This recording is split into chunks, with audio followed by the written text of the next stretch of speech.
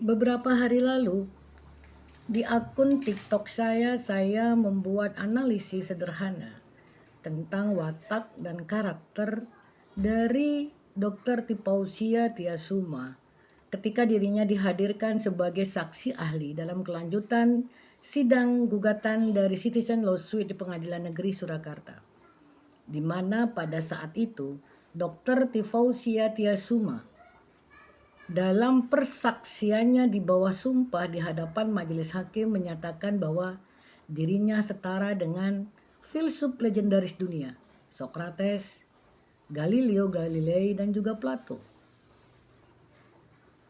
Lalu kemudian dalam berbagai kesempatan dirinya menyatakan bahwa pada kesaksian di Pengadilan Negeri Surakarta, dirinya mengatakan 92% berdasarkan teori dan juga metode fotogrametri dan morfologi menyatakan 92% foto Pak Jokowi dalam ijazah bukan diri pribadi Pak Joko Widodo.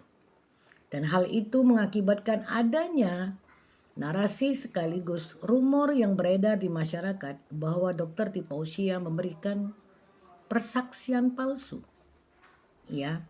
Kemudian di kesempatan lain, tersangka yang lainnya, Kanjeng Raden Mas Tumenggung Roy Suryo Notodiprojo atau Raden Mas Roy Suryo Udoro, sering kita lihat dalam berbagai kesempatan ketika dirinya dihadirkan sebagai narasumber atau bintang tamu dalam acara talkshow di media televisi nasional, kerap kali menyela pembicaraan yang mana itu adalah bukan waktu untuk dirinya berbicara. Bagaimana analisa psikologisnya? Selamat sore, saya Ngura Erlin Punarbawa dari Kubu Tambahan Buleleng, Bali. Perilaku dari 3 tersangka kasus pencemaran nama baik atas laporan dari Presiden ke-7 Republik Indonesia pada 30 April 2025 lalu ke Polda Metro Jaya.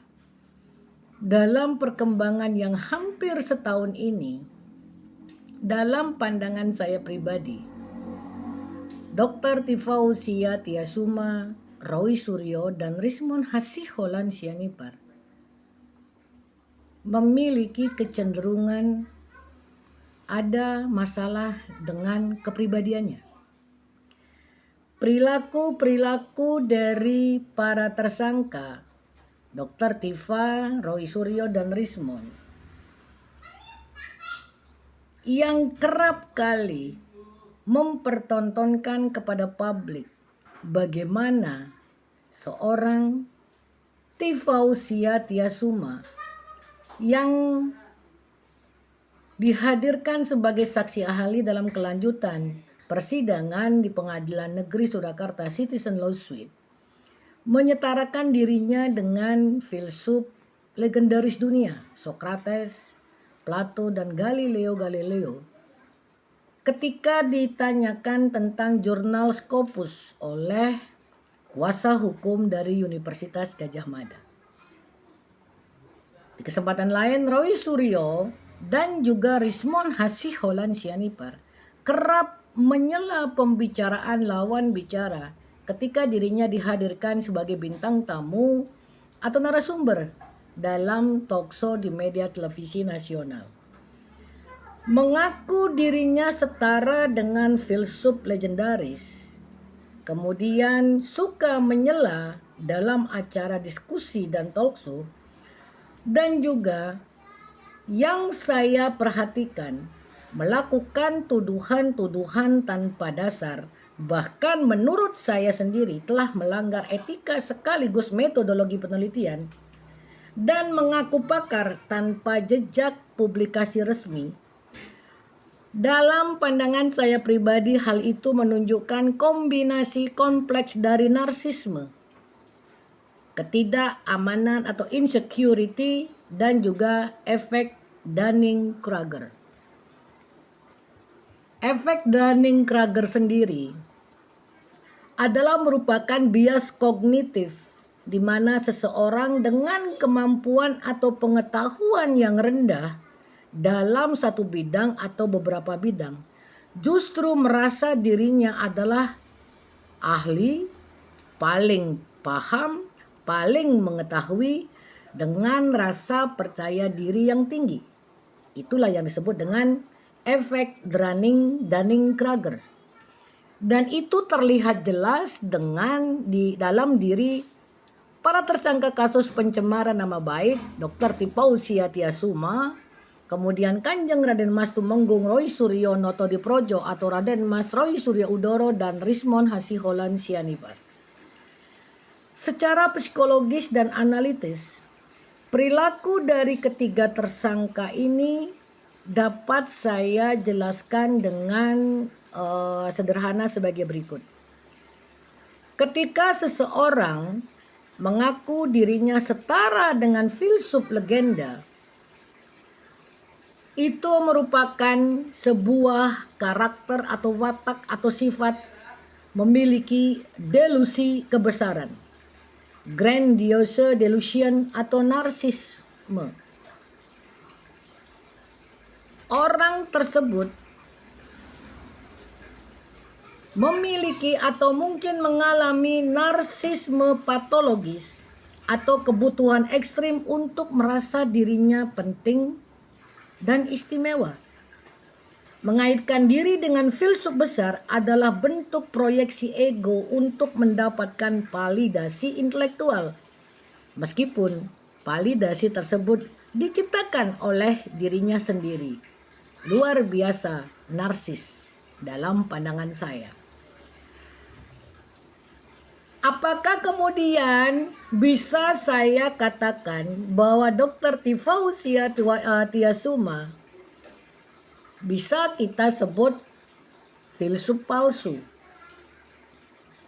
Filsuf sejati umumnya memiliki rasa kerendahan dan karakter rendah hati, menyadari keterbatasan pengetahuan seperti apa yang diajarkan oleh Sokrates. Sokrates mengatakan bahwa aku tahu bahwa aku tidak mengetahui apapun.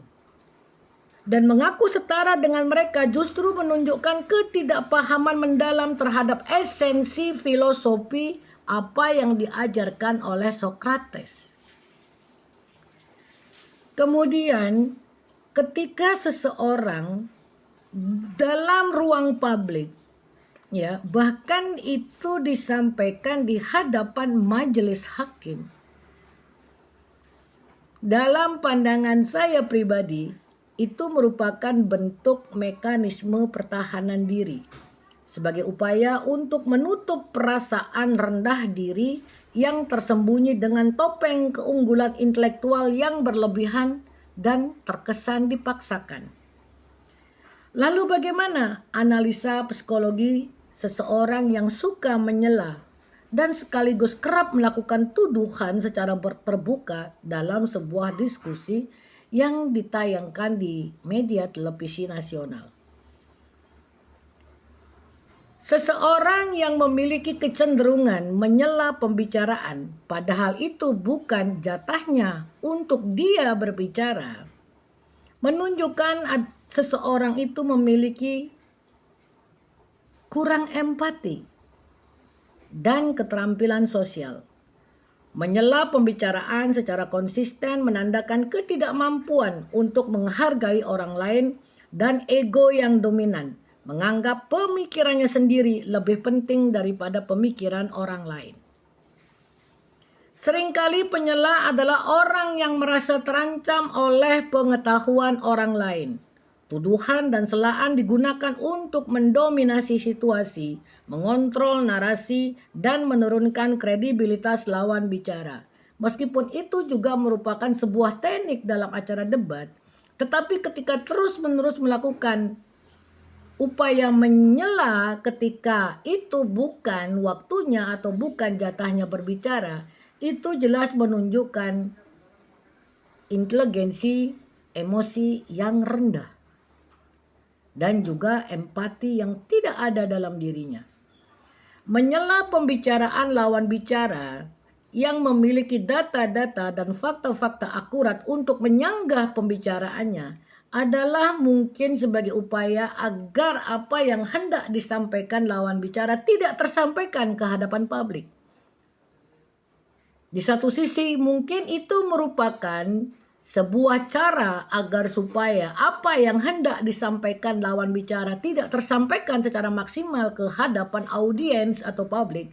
Akan tetapi di lain sisi justru menunjukkan karakter buruk dari pelaku yang suka menyela pembicaraan lawan bicara yang bukan merupakan jatah atau waktunya untuk berbicara. Ada juga indikasi kecemasan.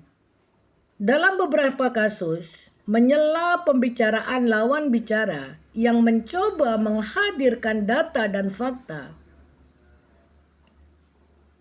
Lalu kemudian, pihak yang suka menyela pembicaraan ini justru menunjukkan dirinya memiliki ketidakmampuan untuk menahan impuls kontrol atau kecemasan yang tinggi sehingga merasa harus mengeluarkan pendapat segera sebelum apa yang hendak disampaikan berupa data dan fakta tidak tersampaikan ke audiens. Kemudian kaitannya dengan kebiasaan melakukan hal-hal menyela pembicaraan dan sekaligus juga melakukan tuduhan secara terbuka di hadapan publik merupakan proyeksi diri mereka sendiri yang kerap melakukan pelanggaran-pelanggaran. Artinya apa yang disampaikan atau dituduhkan kepada orang lain, ada kalanya hal itu justru dilakukan oleh dirinya sendiri. Saat ini Rismon Hasiholan Sianipar tengah ada di fase ini. Banyak kemudian berseliweran bahwa mengatakan Rismon Hasiholan Sianipar ibarat maling teriak maling. Mulutnya begitu gencar menuduh ijazah Presiden ke-7 Republik Indonesia Bapak Insinyur Haji Joko Widodo dan juga pendidikan Wakil Presiden ke-14 Gibran Rakabuming Raka. Tetapi justru berita yang menjadi trending akhir-akhir ini adalah dirinya dilaporkan ke Polda Metro Jaya terkait ijazah S2 dan S3 yang diklaim oleh Rismon Hasiholan Sianipar palsu.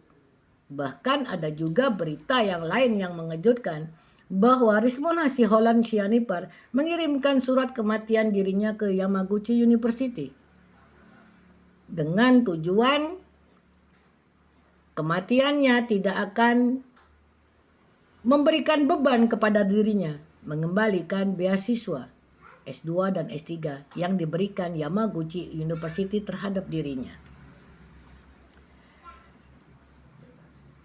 Kemudian hal yang sering saya sampaikan dalam VT-VT saya sebelumnya adalah teroris ini, Tifausia Tiasuma, Roy Suryo dan Rismon Sianipar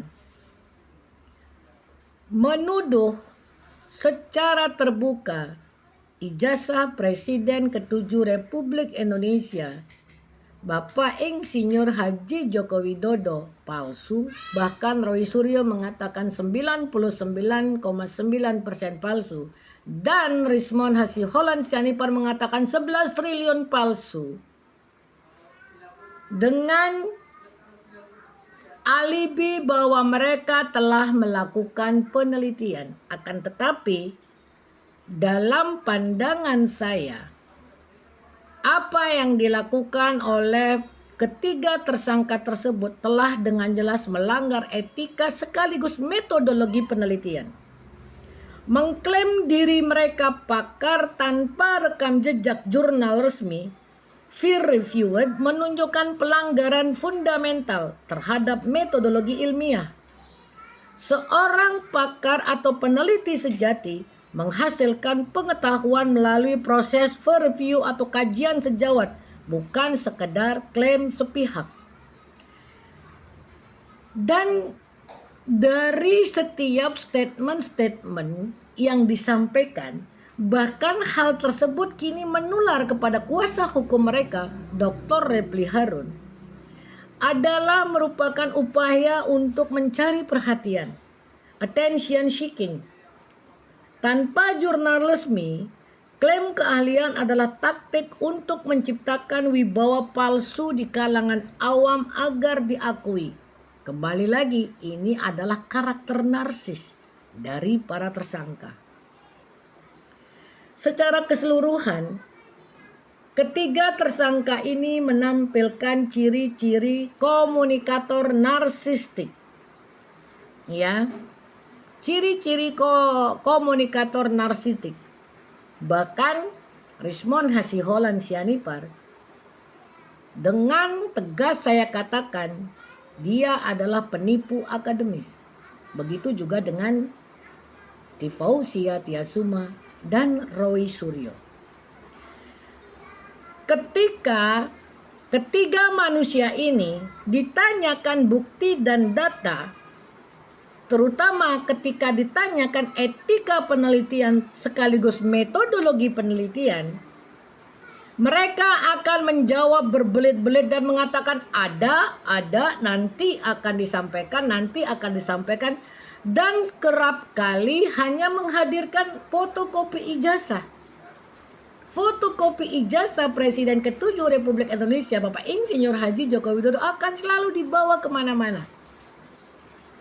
Kemudian berkaitan dengan apa yang disampaikan atau persaksian dari Dr. Tifausia Tiasuma dalam kelanjutan persidangan gugatan perdata Citizen Lawsuit di Pengadilan Negeri Surakarta. Dr. Tifausia mengatakan bahwa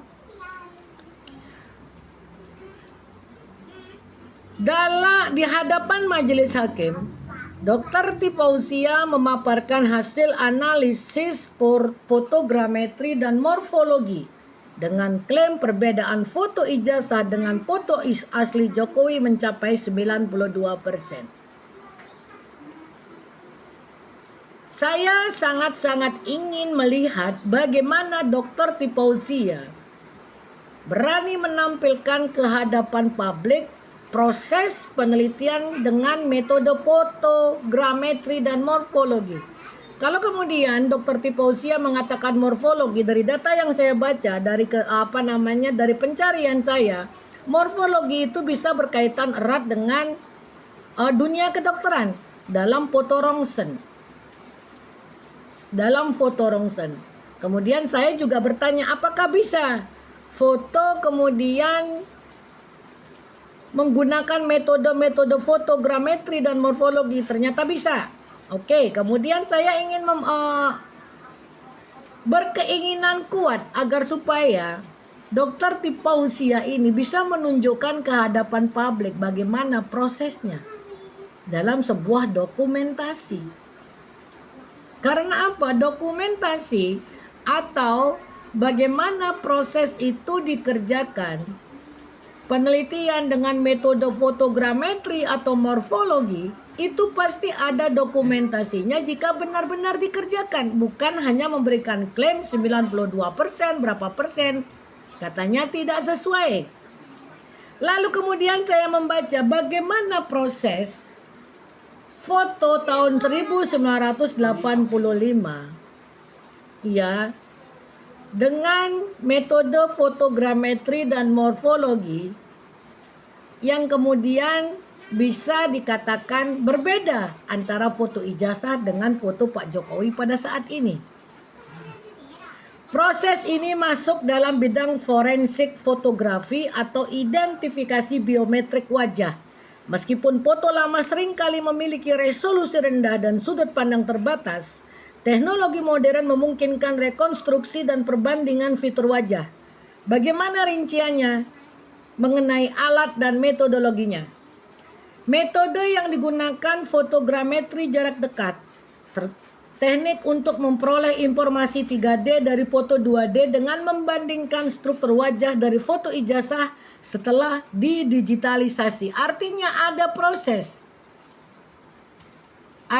ada proses bagaimana foto lama kemudian dengan menggunakan fotogrametri jarak dekat, close range fotogrametri, untuk memperoleh informasi 3D dari foto 2 dimensi dengan membandingkan struktur wajah dari foto ijazah setelah didigitalisasi. Tampilkanlah kepada publik bagaimana proses digitalisasi foto ijazah Pak Joko Widodo yang katanya diteliti dengan metode fotogrametri dan morfologi. Perangkat lunak dapat mengukur kesesuaian geometris. Lalu kemudian analisis morfologi antropometri wajah. Ilmu yang mempelajari bentuk dan struktur wajah. Ahli akan membandingkan titik-titik antropometri, jarak antar mata, bentuk hidung, garis rahang, bentuk telinga, antara foto ijazah dan wujud nyata. Antara foto ijazah dan wujud nyata. Artinya, dalam hal ini, Dokter tipe usia wajib membandingkan atau menghadirkan diri pribadi Pak Joko Widodo untuk membandingkan dengan foto itu. Kalau dalam dunia kedokteran, morfologi memang dipakai dan terlihat dalam proses foto ronsen. Ya, dalam proses foto ronsen. Lalu apa nama alat dan perangkatnya? Tunjukkan nama alat dan perangkat yang dipakai oleh Roy Suryo, Rismond, dan Dr. Tipausia Tiasuma dalam meneliti foto ijazah Pak Jokowi. Yang mengatakan 92% itu bukan foto Pak Jokowi dalam ijazah Pak Joko Widodo. Jika nanti ini kasus masuk ke pengadilan, persaksian Dr. Tipausia dalam kelanjutan sidang CLS di Pengadilan Negeri Surakarta bisa dijadikan barang untuk mempertanyakan hal yang sama. Ya, karena mengatakan berdasarkan teori fotogrametri dan morfologi, foto ijazah Pak Joko Widodo tahun 1985 itu berbeda dan bukan Pak Joko Widodo 92%. Itu adalah tuduhan yang berikutnya yang disampaikan secara terbuka bahkan di hadapan majelis hakim oleh Dr. Tipausia Tiasuma. Ya, itu bisa dijadikan bahan untuk tambahan dalam tuduhan yang dilakukan oleh tersangka Dr. Tipausia. Saya membaca alat-alat yang diperlukan, Agisop Metasep, kemudian Meslab, Photosleut, algoritma biometrik wajah AI/ML Kit. Kemudian saya di sini juga membaca tantangan. Semakin tua dan buram foto ijazah, semakin sulit proses ekstraksi fitur. Perubahan usia, morfologi wajah berubah seiring bertambahnya usia. Kemudian apalagi tantangannya pencahayaan. Perbedaan pencahayaan pada foto lama dan baru mempengaruhi akurasi hasil. Kesimpulan, teknik ini sangat valid digunakan untuk kepentingan forensik, melibatkan digitalisasi foto ijazah, analisis morfologi titik wajah, dan pemodelan 3D menggunakan perangkat lunak seperti Agisop, Metasep, atau alat pendeteksi wajah berbasis AI. Tantangan ini saya sampaikan kepada Dr. Tipausia Tiasuma untuk menunjukkan bagaimana proses dirinya melakukan penelitian dengan fotogrametri dan morfologi. Tidak mungkin rasanya seseorang yang mengaku dirinya pakar dan ahli sekaligus akademisi, apalagi menyetarakan dirinya dengan Socrates, Plato, dan Galileo Galilei, tidak mendokumentasi kegiatannya. Ya, jangan sampai hanya mengatakan dari proses AI, dan AI, lalu sangat gampang melakukan tuduhan-tuduhan serupa. Saya juga pernah meneliti wajah Dr. Tipausia dalam kurun waktu yang tidak begitu lama. Ya, foto terbaru dan juga foto ketika membela Anies Rashid Baswedan pada Pilpres 2024. Apakah itu karena menggunakan filter dan lain sebagainya, tetapi jelas itu dua orang yang berbeda.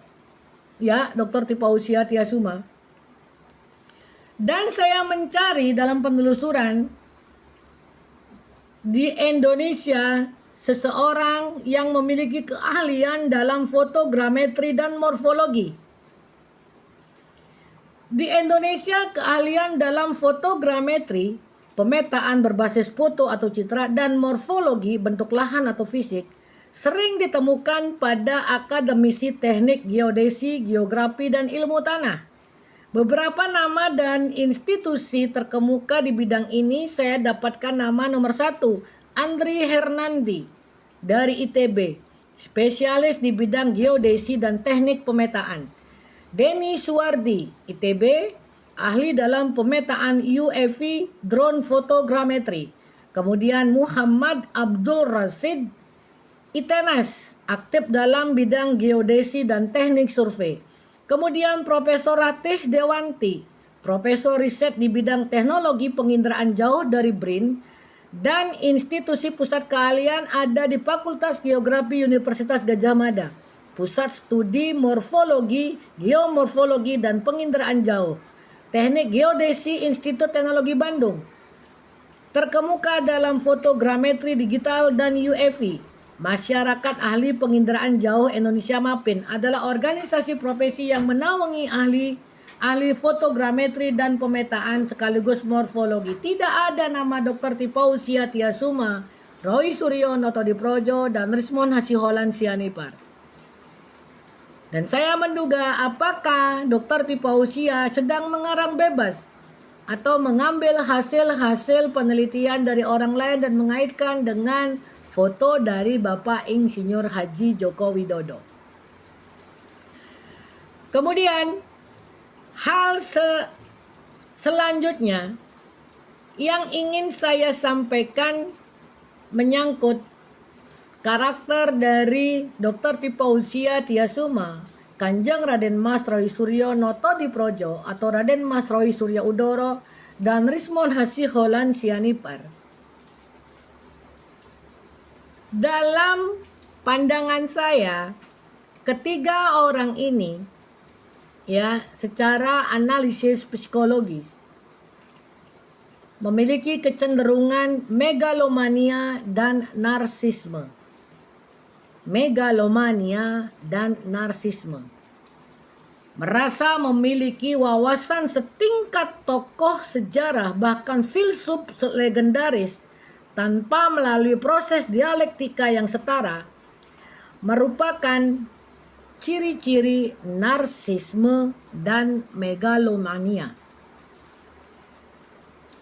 Kemudian kontradiksi pakar tanpa rekam jejak.